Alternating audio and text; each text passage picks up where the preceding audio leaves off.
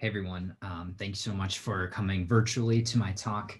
I'm very excited to share our research with you, and I'm thankful to BigSurv for having me and providing this environment. So I'd like to thank my co-author, Lynn Stokes, as we jump into examining simulation as a tool for combining data and data sets. So let's get right into it.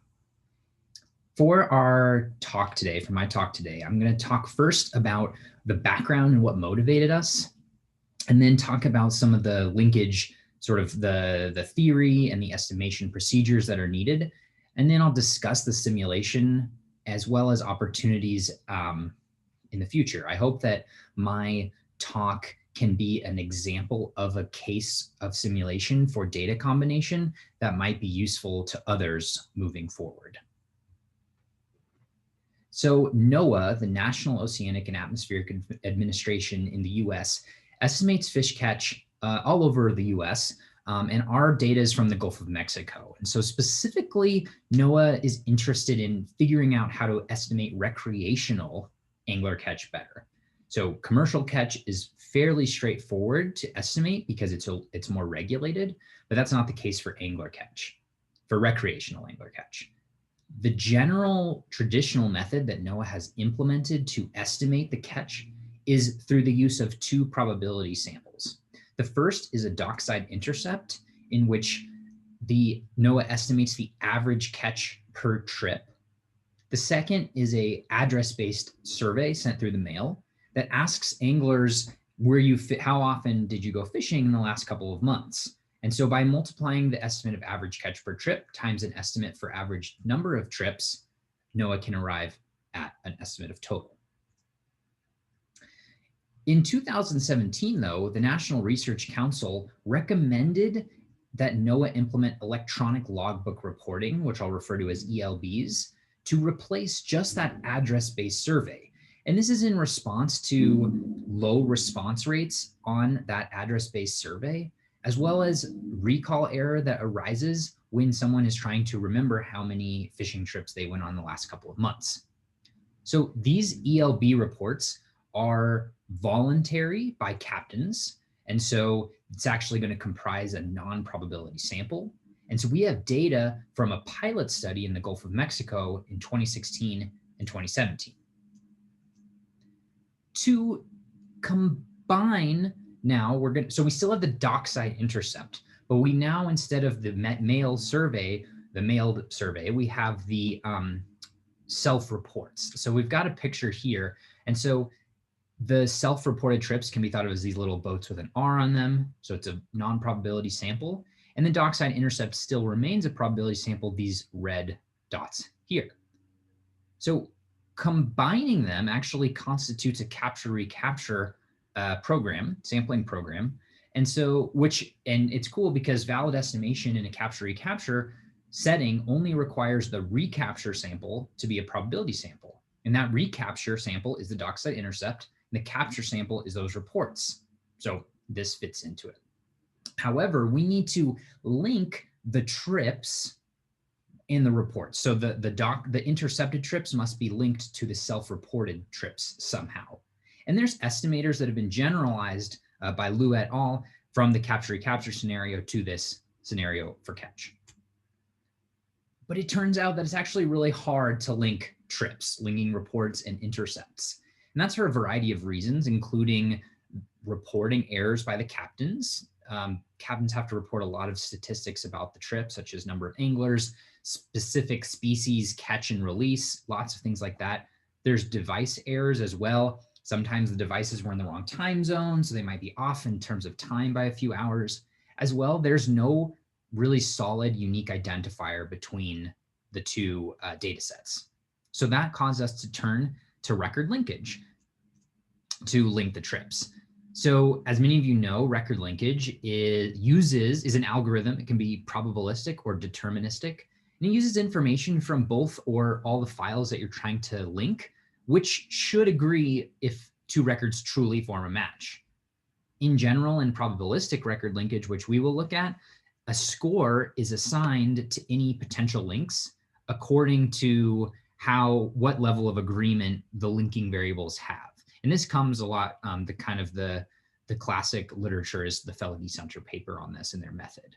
Now, this is generally used, for people, for linking data sets of people. For example, the Census Bureau does this a lot, or this is done often for insurance claims and hospital records, etc. But we're using it in a new setting. So in that Felge-Center implementation, we need to estimate the agreement distribution between linking variables of the two data sets in our case amongst both matches and non-matches. If we were able to identify a sample of matches or non-matches, we could estimate those distributions pretty easily and move forward. However, trips and fishing trips are not like people, and as a result, clerical review is really difficult, if not impossible, for us.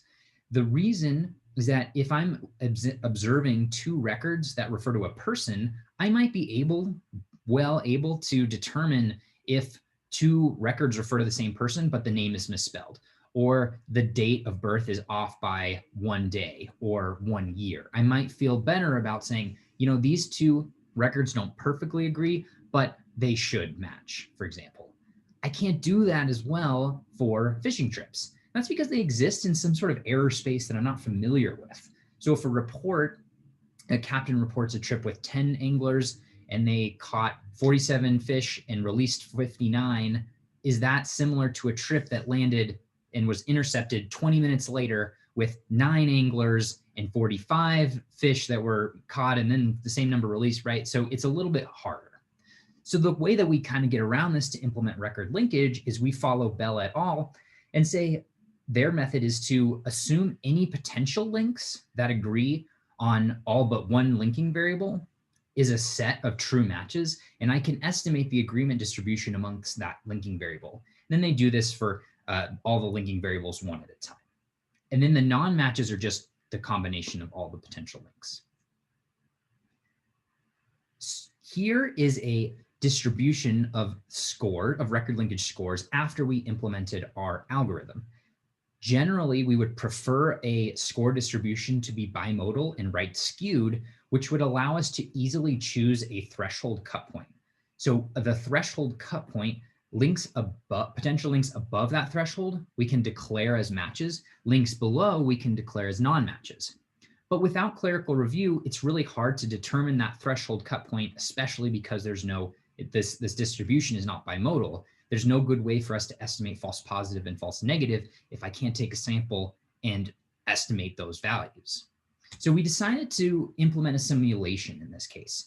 So simulations will allow us to have some insight on the effect of that threshold cut point on our estimates, as well as we can examine the randomness implicit in this probabilistic record linkage algorithm. A lot of work has been done examining record linkage's effect on regression, but not so much on estimates of total. So we're going to recreate NOAA's sample, including all of its complex design features, and we're going to simulate a population and then sample from it, do linkage. To simulate the number of trips in the population, we simply replicate the primary sampling units, first off, proportional to their sampling weight from NOAA's data, where each primary sampling unit is just a dock location and a date in the Gulf of Mexico. To get the number of trips per PSU, we randomly sample from all the possible number of trips seen in the PSUs, and we're using the 2017 data because it was better than the 2016 data. Then we must estimate the variable values themselves, the true values. So the truth right here. And so we estimated those variable distributions from the 2017 data. And we did this in a few ways empirically. We sort of looked at the data, tried to fit some distributions to the data. We used zero inflated gammas and uniform distributions along with the frequency empirical distributions, and then simply simulated data according to those distributions to recreate that population. We did this for variables like number of anglers, number of fish caught, released, etc.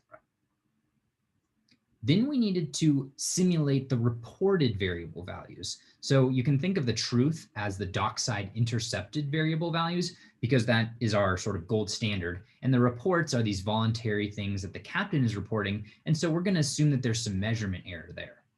So we know that we had estimated about 7% of trips reported. So for those trips in our simulation, we generated reported variable values as X star, which is just the dockside intercept true variable from the previous slide plus some normal zero error. All right, so we've got 0 and a variance for the normal distribution, and that variance is chosen for a few correlation settings between the reported and the intercepted variable values. So one setting we just tried to match to our linked data that we had used from previous work. And then another one, we tried to inflate measurement error to sort of examine what would happen in this algorithm under large measurement error. One iteration then of the simulation consists of drawing a cluster of primary sampling units with probability proportional to size, generating our self-reports, implementing the algorithm that we developed, and then making estimates of total, checking the error rates. So this consists, we did 10,000 iterations, and it took about 4 days on our big cluster at SMU. Now, maybe my coding was probably not as efficient as it could have been, but it was a big job. In addition to those correlation parameters, we also examined 3 cut point thresholds for record linkage. One made a as close as possible number of matches, one made 20% too many matches, and one made 20% too few matches. In this case, after some subsequent work, we found that simulation B is closest to our setting. So it actually was useful for us to kind of go back and examine some of this work. Here, I want to just show some possibilities and opportunities from simulation. So we had 3 estimators from the literature that we examined in this scenario. And so the main takeaway that we have here for plots of relative bias and mean squared error is that in different situations, different estimators actually are going to perform better. You know, like I said, okay, we feel like we're in situation B, great, I can go choose which estimator to use, but I can also examine, okay, in case C, simulation C, what's happening? What is going on here? Which is the best estimator, maybe optimal? But also this lets me go back and talk to the experts and say, okay, what sort of measurement error would I expect from a captain to make when they are reporting fish catch, for example? Because there are other factors that can go into whether a captain might overreport or underreport. And that might lead me to say, okay, which estimator should I use if I feel like I'm being conservative and making too many matches or not. So this is just an example. I really, there's so much in the simulation. I just wanted to show that there is a lot that you can do in post-examining these things, and it is useful, and it depends on your situation as well, what use that might have. Here are some histograms of score distributions from each simulation. So I just took one from each of our simulations, and you can see how that cut point is used. So, okay, the black line here in the middle is the true number, the most accurate number of matches. And so sometimes you make too few or too many. And this is helpful because not every one of these distributions, like we said, is our optimal bimodal. And so this allows us to sort of say, hey, how much does it affect if I make 20% too many matches or 20% too few? And I can give a margin of error to NOAA, et cetera, and say, if we be conservative with our linkage algorithm, here's the sort of errors we might expect. So as I think about as we wrap up here, I want to think about simulation more broadly. It is very useful to examine it in data blending scenarios. Record linkage can take a long time, and this allows us to simulate it, run it many, many times, and actually see how the randomness implicit in probabilistic record linkage percolates through to the estimates and estimators. Like I said, not in a regression setting, in a more sampling estimation setting. As well, we can add in many more complex pieces to the simulation. NOAA is interested in examining other non-sampling errors like undercoverage and independence between the samples, and I can build that into the simulation and then run record linkage and see how it affects that. So we can examine so many matching parameters, additional, like the threshold score. We looked at matching error rates in additional work, but there's a lot of things that we can look at. So I really think that simulation is useful, and I hope that this might have been something that might get you thinking about that. So if you have any questions, please feel free to email me, and I'm looking forward to answering any questions in person you might have.